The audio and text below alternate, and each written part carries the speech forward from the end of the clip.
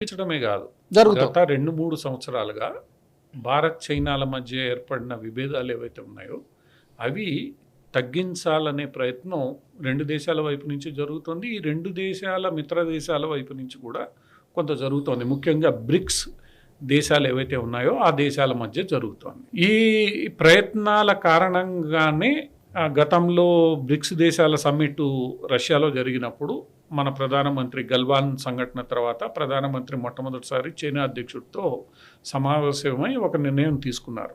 ఎందుకంటే global south ముందడుగు వేయాలి అని అంటే భారత్ చైనాలు కీలకం కాబట్టి భారత్ చైనాలు రెండు ఇలా ఒకదాని మీద ఒకటి శత్రుత్వం తీసుకునేలా వ్యవహరిస్తే అది మంచిది కాదు, దీన్ని మనం తగ్గించుకునే ప్రయత్నం చేయాలి, ముందుకు వెళ్ళాలి అనే నిర్ణయం తీసుకుని ఆ నిర్ణయానికి అనుగుణంగా ఈ మధ్యకాలంలో చాలా రిలాక్సేషన్లు భారత్ చైనాల మధ్య ట్రేడ్కి సంబంధించిన రిలాక్సేషన్లు ఎక్కువ తీసుకోవడం జరిగింది. ముఖ్యంగా కోవిడ్ తర్వాత ఏర్పడిన ట్రేడు ఇబ్బందులు ఏవైతే ఉన్నాయో వాణిజ్యానికి సంబంధించి మనం చాలా యాప్ల్ని బ్యాన్ చేసాం, కొన్ని ఇన్వెస్ట్మెంట్స్ని బ్యాన్ చేసాం, ఒక రకంగా చైనాకు ప్రత్యామ్నాయ ఉత్పత్తి కేంద్రంగా భారత్ను తయారు చేయాలన్న లక్ష్యంతో పనిచేసాం. ఇవన్నీ కూడా జరిగాయి. దీంతో ఇది 2 దేశాల మధ్య ఒక పోటీ అనేది ఏర్పడింది. ఆ పోటీని పాశ్చాత్య దేశాలు తమకు అనుకూలంగా మలుచుకునే ప్రయత్నం కూడా చేశాయి. ఎందుకంటే చైనా నుంచి సప్లై చైన్ని వేరే దేశాలకు మళ్లించాలనే దిశగా ముఖ్యంగా కోవిడ్ తర్వాత జరిగిన దాంట్లో కొంత ఈ పోటీ ఏర్పడింది. పోటీ వల్ల ఇబ్బందులు ఏర్పడ్డాయి. ఆ ఇబ్బందులను తగ్గించుకోవాలని చెప్పి ఆ రోజు బ్రిక్స్ దేశాల సమావేశంలో 2 నేతలు నిర్ణయించారు. దానికి అనుగుణంగా నెమ్మదిగా ఒక్కొక్క దాని మీద తీవ్ర స్థాయిలో చర్చలు జరిగాయి. గల్వాన్ ఉద్రిక్తతలు తగ్గాయి, చైనా సైన్యం వెనక్కి వెళ్ళింది, గతంలో ఉన్న వాస్తవ పరిస్థితులు ఏవైతే ఉన్నాయో వాటిల్ని రెస్టోర్ చేయడం జరిగింది. ఇవన్నీ అంటే ఒక్క రోజులో ఏది జరగలేదు, కొంత సమయం తీసుకుంటూ. ఎందుకంటే చైనా ఒక్కసారిగా ఏది నిర్ణయం తీసుకోదు, ఒక అడుగు ముందు ఒక అడుగు వెనక్కి ఇట్లా నెమ్మదిగా ఒక్కొక్కటిగా ఈరోజు ఉద్రిక్తతలు అయితే పూర్తిగా తగ్గాయి. ఈ సమయంలో అటు ట్రంప్ అధికారంలోకి రావడం వల్ల కూడా ట్రంప్ విషయంలో భారత్ ఎటువంటి వైఖరి తీసుకుంటుంది అన్న అపనమ్మకం కాస్త చైనాలో ఉండింది. ఆ అపనమ్మకం కాస్త ఈరోజు ట్రంప్ టారిఫ్ల తర్వాత భారత్ నిలబడిన తీరు అది కొద్దిగా దూరం చేసింది అపనమ్మకాన్ని. భారతదేశం అమెరికాకి పూర్తిగా అలైగా మారిపోతుంది, అంటే స్నేహ దేశంగా మారిపోతుంది, పూర్తిగా అమెరికాకి సన్నిహిత దేశంగా మారిపోతుందన్న ఒక అపోహ ఏదైతే ఉందో అపోహ ఇప్పుడు పూర్తిగా తొలగిపోయింది.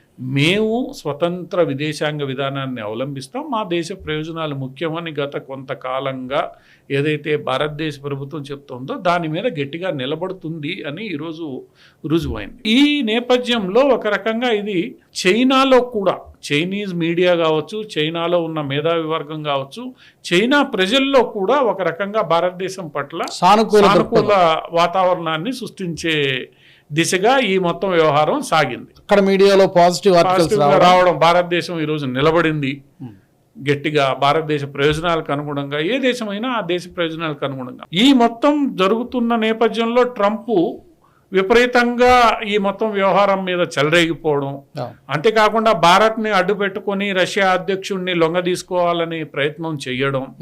ఎందుకంటే భారత్ ఎక్కువ చమురుకుంటోంది, అమ్ముకుంటోంది, రకరకాల ఆరోపణలు భారత్ మీద ట్రంప్ చేయడం, టారిఫ్లు విధించడం, ఇవన్నీ ఒక రకంగా చూస్తే బ్రిక్స్ దేశాలన్నింటినీ చాలా దగ్గర చేసే పని ట్రంప్ పూర్తి చేశాడు. మొన్న బ్రెజిల్ అధ్యక్షుడు భారతదేశంతో గట్టిగా మాట్లాడి మనం కలిసి ఉండాలని నిర్ణయించుకున్నాడు.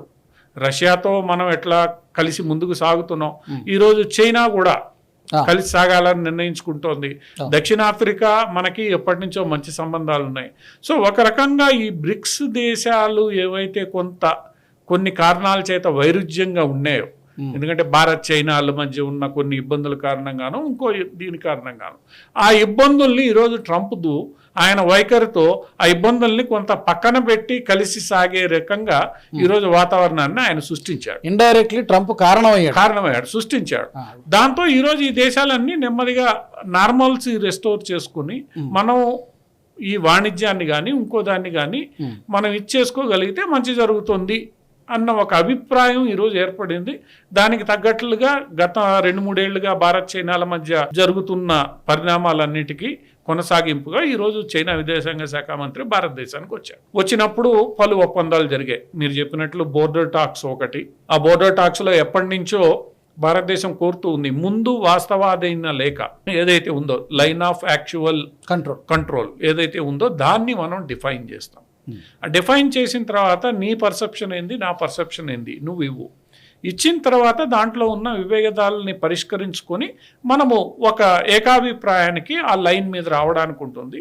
ఆ తర్వాత ఆ లైన్నే మనం బోర్డర్ అనుకోవాలన్నా, లేదా మన పర్సెప్షన్ని బట్టి కొంత ఇచ్చిపుచ్చుకునే ధోరణిలో కొంత నా భూభాగం నువ్వు వదులుకోవడము, నీ భూభాగం నేను వదులుకోవడం, ఇట్లా ఇచ్చిపుచ్చుకునే ధోరణిలో ఈ సమస్యకి శాశ్వత పరిష్కారం మనం చేకూర్చే అవకాశం ఉంటుంది అన్నది భారతదేశం ఎప్పటి నుంచో చెప్తోంది. ఈరోజు దాని మీద ఒక వర్కింగ్ గ్రూపు క్రియాశీలకంగా పనిచేయాలి అని చెప్పి నిర్ణయించారు.